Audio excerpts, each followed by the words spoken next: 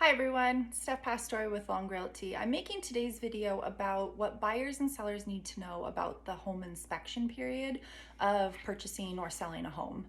So in Arizona, homes are sold as is. What that means is they don't need to be brought up to code or to today's standards before they're sold. Some states you do. Arizona is not one of them. You can sell your house in whatever its current condition is. But to counteract that, to sort of balance the scales, buyers are given 10 days or longer or shorter. It's part of the negotiation, but the standard in our contract is 10 days to investigate anything and everything they want and do their due diligence. So what happens is after you get an accepted contract, the next day starts day one of your 10 days, and the buyer can then do any and all inspections that are important to them. Some of the most common are general home inspection. They kind of look at everything and tell you if you need to get any experts in. HVAC is a really big one, especially here in Arizona, because air conditioners are used so many months out of the year, and they're also important to get an HVAC inspection to get most home warranty companies to cover it, so you have some evidence that it's working. Plumbing, sewer scopes, especially in these older homes, there's a lot of clay pipes, cast iron pipes in homes built in the 50s, 40s, 30s. Possibly an electrician, depending on the age of the house.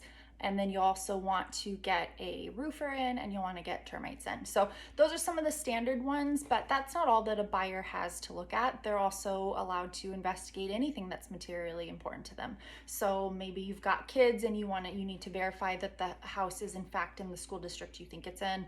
Maybe you want to look up the crime rates on the house.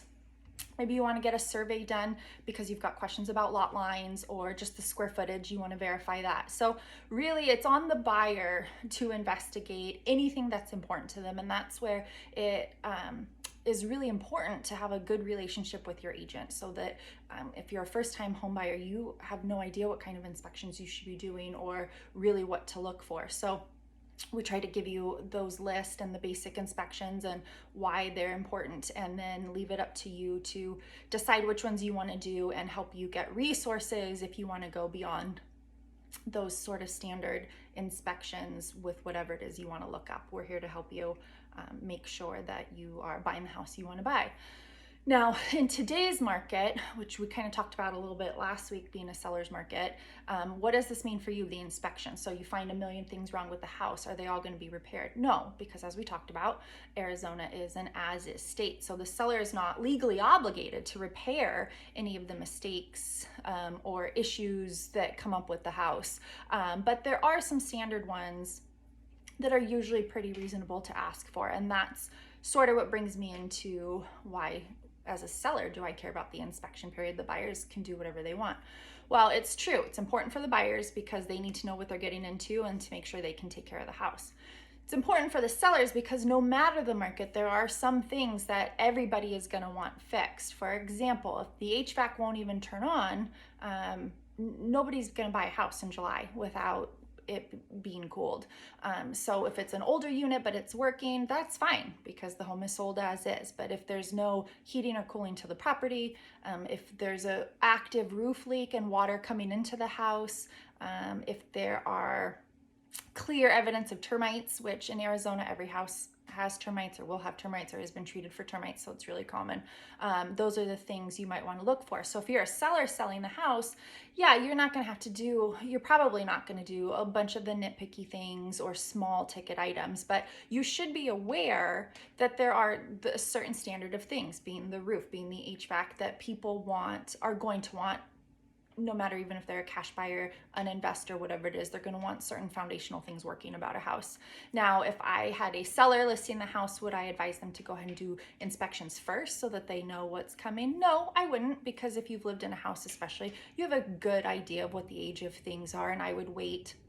Let the buyers do their due diligence, but just know that if there's a system like plumbing, maybe you haven't had your lines scoped in 20 years and you live in an 85-year-old house, just know that the plumber might come back recommending a full hydrojetting of the lines because there's roots or something like that. So it's really important on both sides to sort of understand what the inspection is for. So what it is for is it's the buyer's chance to do all of their due diligence to counteract a seller being allowed to sell their house as is.